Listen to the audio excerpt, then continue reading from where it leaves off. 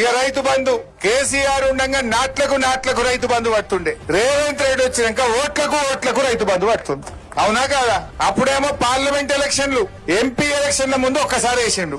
ఇప్పుడు సర్పంచ్ ఎలక్షన్లు వస్తున్నాయి, జెడ్పీటీసీ ఎలక్షన్లు వస్తున్నాయని మళ్ళొక్కసారి ఓట్ల ముందు ఇప్పుడు రైతు బంధు ఎత్తు. నడిమిట్ల రెండు ఎగ్గొట్టిండా లేదా? పోయిన వానకాలం ఎగ్గొట్టిండు. మొన్నటి యాసంగిలా మండలానికి ఒక్క ఊరికేసిండు, అన్ని ఊర్లు ఎగ్గొట్టిండు. అంటే రేవంత్ రెడ్డి నీ సంగతి అర్థమైపోయింది మా రైతులకు. కేసీఆర్ కరోనా కష్టకాలంలో ఆదాయం లేకపోయినా ఆనాడు కేసీఆర్ గారు ఎమ్మెల్యేల మంత్రుల జీతాలు బంద్ పెట్టిండు, రైతులకు మాత్రం రైతు బంధు చూపించిండు కేసీఆర్. కానీ నువ్వు ఇవాళ ఓట్లకు రైతు బంధు వేస్తున్నావు. 15,000 ఇస్తా అన్నావు, ఇవాళ నడిమిట్ల 2 రైతు బంధులు ఎగ్గొట్టినావు. 2 రైతు బంధులు అంటే ఒక్కొక్క రైతుకు ఒక్కొక్క ఎకరానికి 12,000 ఇవాళ రేవంత్ రెడ్డి బాకీ ఉన్నాడు. అంటే రైతులంతా అమాయకంగా కనబడుతున్నారా? నడిమిట్ల 2 ఎగ్గొడతా, ఇప్పుడు ఓట్ల ముంగట ఎత్తే మళ్ళీ పడ్డాయని ఓట్లు గుద్దుతారు అనుకుంటున్నావు. ఏంది బిడ్డ?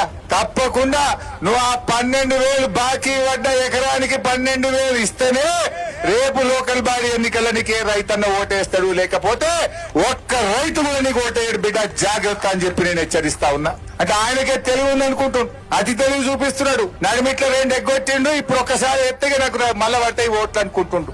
రైతుల్ని మనం చైతన్యపరచాల్సినటువంటి అవసరం ఉంది.